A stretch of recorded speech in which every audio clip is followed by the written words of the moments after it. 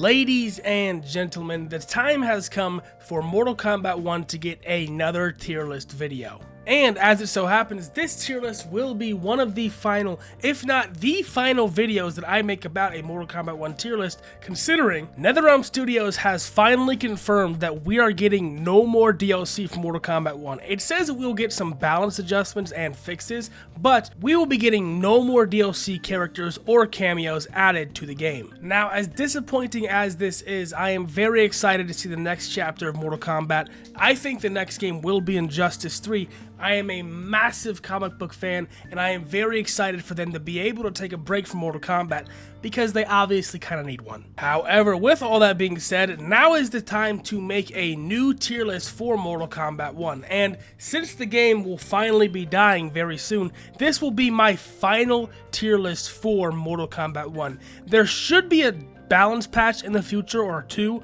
that will change things up, but this will be my definitive Mortal Kombat 1 tier list. For our bottom 5, we have Baraka, Reptile, Shang Tsung, Omni-Man, and Quan Chi. And yes, this is ordered. I think that Quan Chi is indeed the worst character in Mortal Kombat 1 as it stands. He didn't get any buffs or balance updates in this patch at all. The only move that he has, the best move in the game, is the orange portal, but his entire kit is just so bad that he doesn't even get to use it very well. Then of course we have Omni-Man, who has gotten practically zero changes since release. This character has been bad for a while. He is the most honest character in the game, and this is a very dishonest game. He needs something before this game officially dies. Please, NetherRealm Studios, buff Omni-Man. Now, interestingly enough, Shang Tsung, Reptile, and Baraka have all gotten some decent balance changes and buffs recently. However, these characters are still just really bad.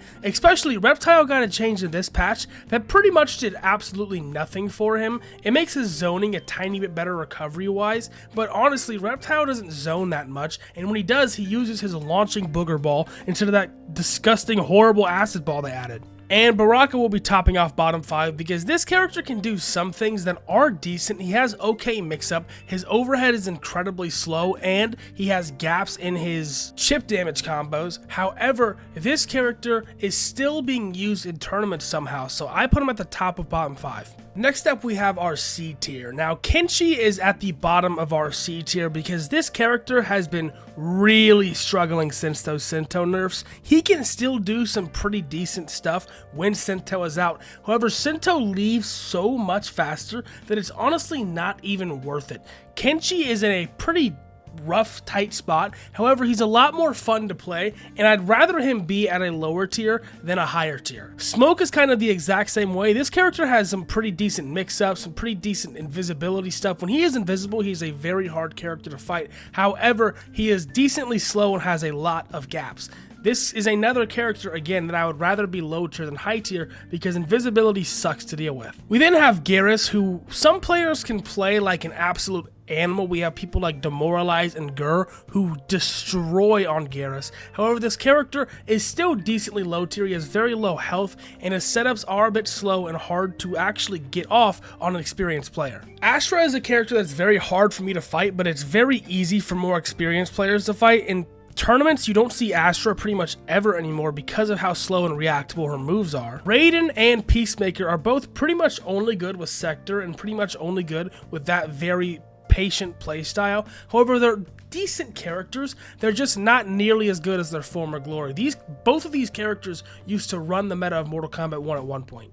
Next up, we have our B tier. These are characters that are honestly very, very solid characters and are very close to being in that top 10, top 5 bracket, but might just need a couple of things in their kit to help them out. Rounding off the B tier is Natara. Natara is actually a pretty decent character, especially in the lower tiers. This character is definitely a noob stomper. If you pair her with the Pharah cameo, she is incredibly difficult to fight. However, this is another character that is incredibly easy to react to in the higher tiers of the game. Once you fight her enough times, once you've had enough Natara matches, she is actually a very easy character to get used to and understand. Up blocking on Natara is a vital skill to defending against a Natara player. Then we have Rain, who has a lot of decent setups. Some people underestimate Rain because they don't understand how good this character can be.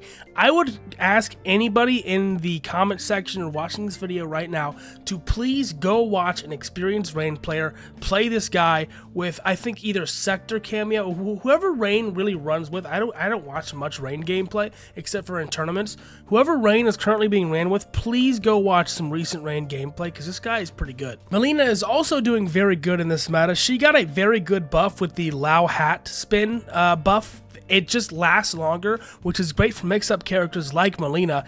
This is going to be a pretty solid character to pick up and play. She has great mix-up, great damage. Ball roll is still very hard to react to. Mileena is a very solid character. However, once again, she can be reacted to once you learn the matchup, and once you do learn that matchup, she is very punishable. Li Mei got some very solid buffs. However, I haven't really seen how much they've affected her. I've tried to see good Li Mei players play her, and to be honest, it seems like all of the matchups that she has still have some pretty resounding issues in them.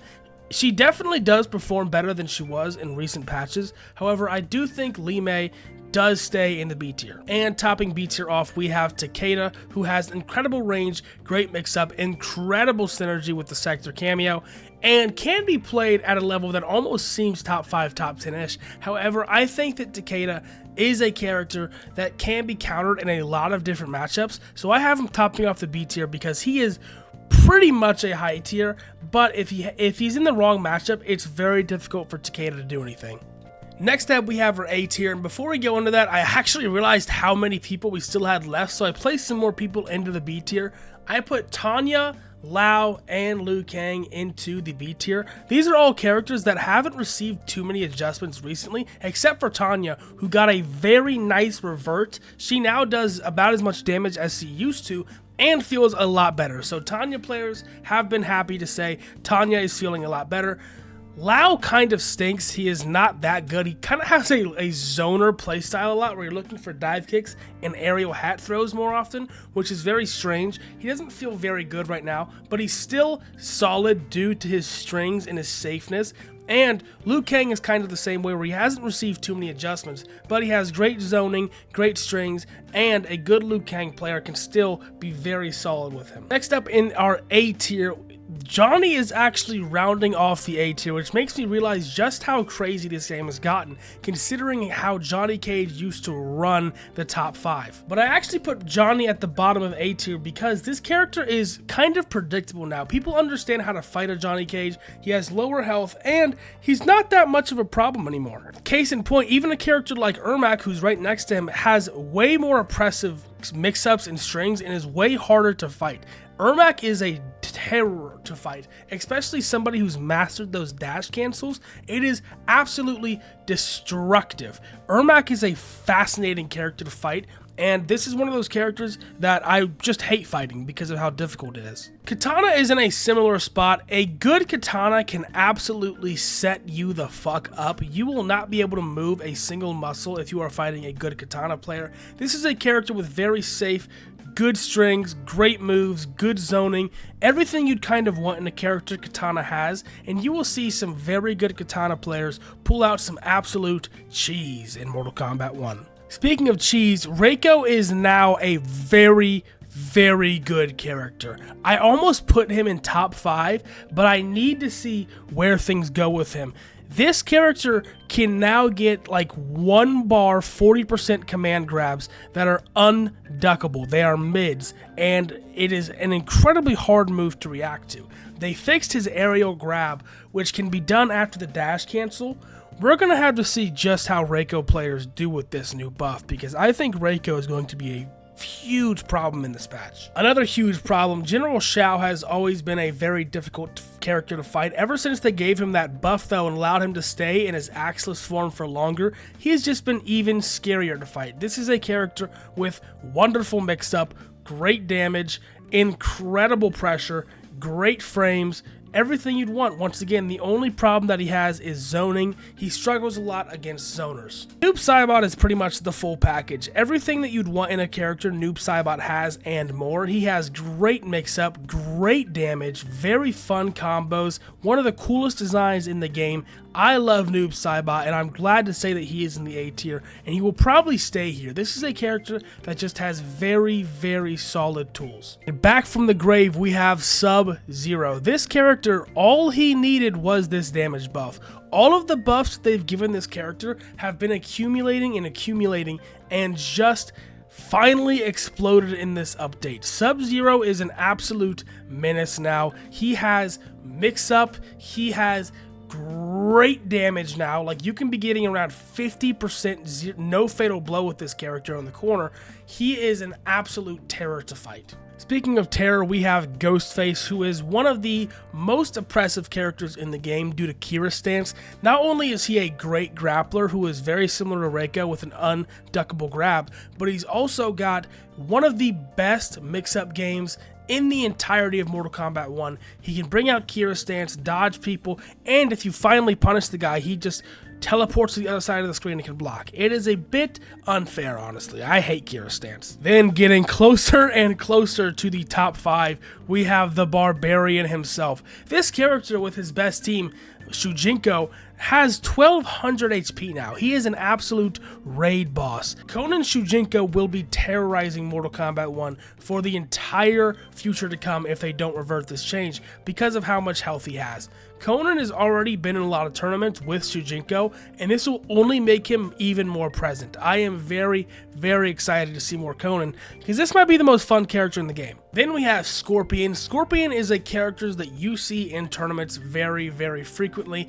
The only problem is, ever since they turned his back 3 into a mid, he is a lot more easy to fight. This is a character who you don't have to react that much on anymore. You just have to be a lot more patient, and people are slowly learning that. However, this character is still absolutely incredible, has great synergy with Farah, great damage, and is just horrifying to fight. Sindel is the same way. Sindel Lao has been a very, very scary team. Honestly, Sindel stocks have kind of lowered a bit because this is a character that I never would take out of top 5, but I have her topping off the A tier for a reason, because she still has great mix-up, she still has great damage, and she can still call out her cameo and destroy your cameo, which no other cameo or no other character can do. She can call out her cameo even more frequently than any other character in the game, which I think is very good.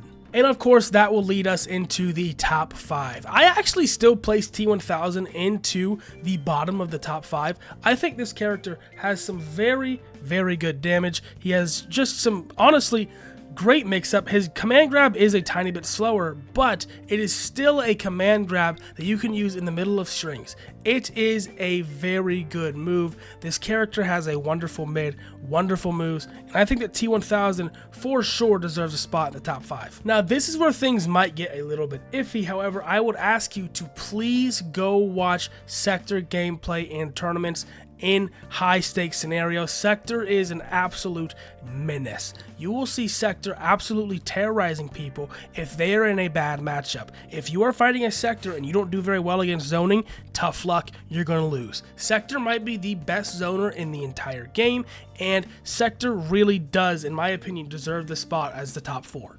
Next up, we have Homelander, who is still absolutely incredible in this game. Homelander did get some decent nerfs in the past. However, this character is just still very good. Homelander players have been finding ways to still get incredible damage, do great mix-up, has pretty decent zoning. I thought he'd have better zoning based on Homelander's character, but nonetheless, he still has some very good zoning, especially when you enhance those lasers. Homelander is just a very difficult character to fight, especially with that command grab. Homelander Farah completely changed the game and is still one of the best teams in the game by far. Now we have Cyrax. Cyrax, everybody kind of understands how good this character is now. Ever since Sonic Fox brought out Cyrax Serena, that has been the meta pretty much. You've seen this team quite a bit in Combat League, and you know the second that you get hit by this team, you lose. You cannot move a muscle, you are stuck in place, you're getting hit by bombs, overheads, lows, throws, you name it, you will be getting destroyed. For that reason, I place Cyrax in the top 2. I think this is a top 2 character in the game, right next to the main man, Havoc. Havoc is still ridiculous. This character gets way too much damage. This character has incredible mix-up, one of the best tools in the game with his enhanced role and is genuinely just horrifying to fight.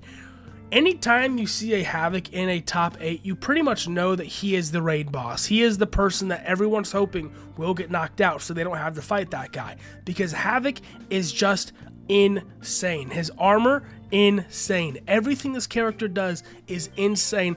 And it's crazy that a year ago, I would have put him right next to Quan. But ladies and gentlemen, go ahead and if you skipped the entire video to get to this point, I don't blame you, I get it. Please just go ahead and leave a comment and like if you did that. It would really much help this video out. This is my final tier list. This is the final definitive Big Flounder tier list for Mortal Kombat 1, how I think this game will end up shaping out, and what we'll be seeing in the upcoming Combo Breaker tournament. And with all that being said, ladies and gentlemen, thank you so much for watching today's video. If you enjoyed, do me a massive favor, leave a like and comment. And if you haven't subscribed yet, please go ahead and do that. I release Mortal Kombat and Marvel Rivals video.